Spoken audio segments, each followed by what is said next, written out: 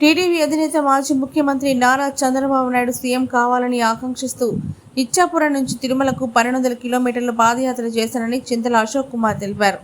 Nellore TDP కార్యాలయంలో TDP నేత సుధీర్ తదితరులతో కలిసి విలేకరుల సమావేశం ఏర్పాటు చేసి మాట్లాడుతూ ముఖ్యమంత్రి జగన్మోహన్ రెడ్డి పరిపాలనా వైఫల్యాన్ని ఎండగట్టారు. ప్రజాధనాన్ని దుర్వినియోగం చేస్తూ యువతకు ఉపాధి దూరం చేశారని, రాష్ట్రాన్ని సర్వనాశనం చేశారని మండిపడ్డారు. మాది ఇక్కడే నెల్లూరు జిల్లా. ఏదైతే చంద్రబాబు నాయుడు గారు సీఎం కావాలని ఇచ్చాపురం నుంచి తడ నుంచి తిరుమల 1200 కిలోమీటర్లు పాదయాత్ర స్టార్ట్ చేసాము. డిసెంబర్ 29 స్థానిక ఎమ్మెల్యే అశోక్ బాబు గారు అక్కడ మనకు ప్లాన్ చేసి స్టార్ట్ చేశారు. అక్కడి నుంచి మనం ప్రతి నియోజకవర్గంలో కానీ మన తెలుగుదేశం ఫ్యామిలీ నాకు ప్రోత్సాహం అందిస్తూ వచ్చారు. దాదాపు మనం 1200 కిలోమీటర్లు అనుకున్న కాడి మొత్తం 1300 కిలోమీటర్లు అయింది. 35 రోజుల్లో 1300 కిలోమీటర్లు మేము ఒక పాంప్లెట్ గుడించుకొని ఏదైతే ప్రజెంట్ ప్రభుత్వం ఉందో ఈ అవినీతి ప్రభుత్వం గురించి, ప్రజలకు చేసిన అన్యాయాల గురించి ఒక పాంప్లెట్ గుట్టించుకొని, ఆ పాంప్లెట్లు 1 లక్ష పాంప్లెట్లు గుట్టించుకొని అవి ప్రతి ఒక్కరికి ఇచ్చి మేము మన టీడీపీ పార్టీ అధికారంలోకి వచ్చేదానికి మా వంతు చంద్రబాబు నాయుడు గారిని ముఖ్యమంత్రి చేసుకునేదానికి మా వంతుగా మేము ఈ కార్యక్రమం చేపట్టాము. మాకు దర్శనం అయిపోయిన వెంటనే మన నారా చంద్రబాబు నాయుడు గారికి పోయి కలిసి ఆయన ఆశీర్వాదం కూడా తీసుకోవటం జరిగింది. ఈరోజు మన రాష్ట్రంలో ఉన్న పరిస్థితులు బట్టి ఈరోజు మనం పాదయాత్ర చేయాల్సి వచ్చింది. నేనేమి ఒక ఎమ్మెల్యేని కాదు, ఎంపీని కాదు, సామాన్యుడిని. ఈరోజు 74 సంవత్సరాల్లో చంద్రబాబు నాయుడు అంత కష్టపడుతుంటే మన రాష్ట్రం కోసం మనం ఏం చేయాలనే ఆలోచనలో నుంచే ఈ పాదయాత్ర పుట్టింది. ఈరోజు మన రాష్ట్రంలో చూసుకుంటే ఎంత అద్దానమైన స్థితిలో ఉందంటే మన రాష్ట్రం ఈ సిద్ధమనే కక్షలకి ఈ మతిలేని ముఖ్యమంత్రి దాదాపు ప్రజాధనం 800 కోట్లు ఖర్చు పెట్టాడు.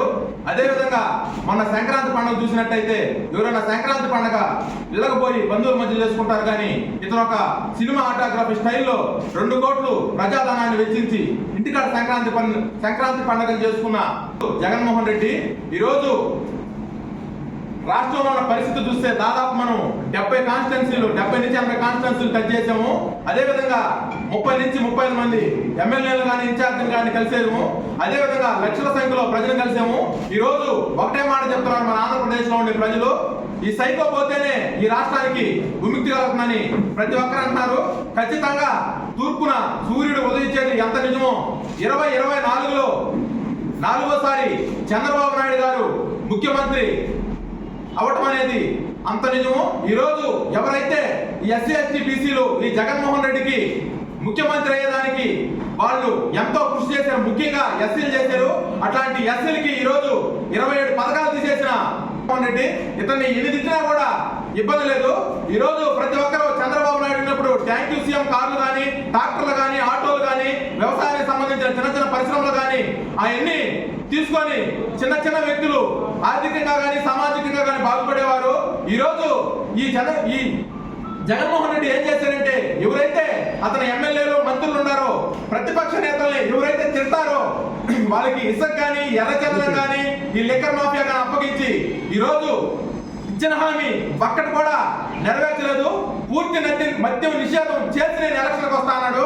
ఈరోజు మన దేశంలోనే అత్యున్నతమైన ఎక్కువ రేట్లు ఉన్న మద్యం ఎక్కడైనా ఉందంటే, నాణ్యత లేని మద్యం ఎక్కడైనా ఉందంటే అది ఆంధ్రప్రదేశ్లోను. అదేవిధంగా 25,000 డిఎస్సీలు అన్నాడు. 20 డిఎస్సీలు కూడా ఈ రోజు లేవు. ప్రభుత్వ రంగానికి సంబంధించిన ఒక్క ఉద్యోగం కూడా ఈ రోజు ఆంధ్రప్రదేశ్ ప్రజలకి యువతకు కానీ ఈ ముఖ్యమంత్రి ఇవ్వలేదు. అదేవిధంగా పరిశ్రమలు అన్నాడు, 3 రాజధానులు అన్నాడు. ఇలా చెప్పుకుంటూ పోతే పోలవరం ఇక్కడి నుంచే ఒక ఆయన 2020కి పూర్తి చేసి మొత్తం నీళ్లు వదులుతున్నాడు. ఏదైతే 72% చేసిన చంద్రబాబు నాయుడు గారి పని ఈ రోజు 72% నుంచి 1% కూడా ఈ రోజు పోలవరం పూర్తవలేదు. ఈ విధంగా చెప్పుకుంటూ పోతే టైం లేదు. కానీ ప్రజాధనాన్ని ఈరోజు ఆంధ్రప్రదేశ్ 10 లక్షల కోట్ల అప్పులోకి నెట్టేసిన చేతగాని ముఖ్యమంత్రి ఎవరైనా ఉన్నారంటే ఈ జగన్మోహన్ రెడ్డిను. అదేవిధంగా 3 రాజధానులు అన్నాడు. కనీసం ఒక్క రాజధాని కూడా డెవలప్ చేసుకొని పరిస్థితిలో ఈరోజు మన రాష్ట్ర ప్రభుత్వం ఉంది. ఖచ్చితంగా 2024లో ప్రతి ఒక్కరూ చంద్రబాబు నాయుడు గారికి ఓటేసి అత్యధిక మెజారిటీతో చంద్రబాబు నాయుడు గారిని సీఎం చేసుకోవాల్సిన అవసరం ఈ రాష్ట్ర ప్రజానీకం మీద ఎంతగానో ఉంది. మనం చూస్తున్నాం. మనం ఉమ్మడి ఆంధ్రప్రదేశ్ ఉన్నప్పుడు హైదరాబాద్ ఈరోజు ప్రపంచంలోనే పోటీ పడే రాజధానిగా ఉంది. అదే అన్ని వనరులున్న, ఇటు చూస్తే మంచి నదులు కానీ, ఇటు చూస్తే సముద్రం కానీ, ఇటు చూస్తే మన దేశంలోనే ఎక్కువ ఈస్ట్ కారిడార్ రహదారి కూడా ఉంది. చాలా అనువుగా చాలా తక్కువ టైంలో డెవలప్ అయ్యే ప్లేస్ పెట్టుకొని మన రాష్ట్రాన్ని ఈరోజు మనం ఎట్లా పరిపాలిస్తున్నారంటే ముఖ్యమంత్రి చాలా ధైర్యంగా పరిపాలిస్తున్నాడు. పేదవాళ్ళు ఎంతో మంది ఈరోజు మనం చూస్తే క్వశ్చన్ చేస్తే ఆర్థికంగా దాడులు చేయడం, సామాజికంగా దాడులు చేయడం, అక్రమ కేసులు పెట్టడం, అదే విధంగా మాట్లాడితే చంపిన ఉదాహరణలు కూడా మనం చూసాము. ఎమ్మెల్సీ సాక్షాత్తు ఒక దళితుడిని చంపేసి డోర్ డెలివరీ చేస్తే అతనికి బ్రహ్మరథం బట్టి తీసుకొచ్చిన పరిస్థితి ఉంది.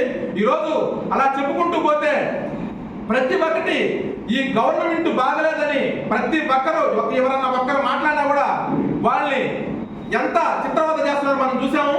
అటువంటి సమయంలో చంద్రబాబు నాయుడు గారి కోసం మేము ఏదైనా చేయాలని, పోతే ప్రాణం వస్తే పోరాడితే పోయేదేమీ లేదు బానిస సంఖ్యలని నినాదంతో చంద్రన్న ఆశయం చంద్రబాబు ఆచరణ ఎందుకన్నామంటే ఈరోజు రాజ్యాంగం రాసింది ఏ విధంగా మన ప్రజల్ని అంబేద్కర్ గారు రాజ్యాంగం రాశాడో ఆ విధంగా మన అన్ని రాష్ట్రాలు పరిపాలిస్తుంటే ఒక ఆంధ్రప్రదేశ్ లో రాజారెడ్డి రాసిన రాజ్యాంగం ఈ ఆంధ్రప్రదేశ్ లో ఏలుతుంది. మనకు చంద్రబాబు నాయుడు రాసిన రాజ్యాంగం వచ్చి ప్రతి ఒక్కరూ సుభిక్షంగా ఉండాలంటే ఖచ్చితంగా మనకు చంద్రబాబు నాయుడు గారి నాయకత్వం ఎంతో అవసరమో.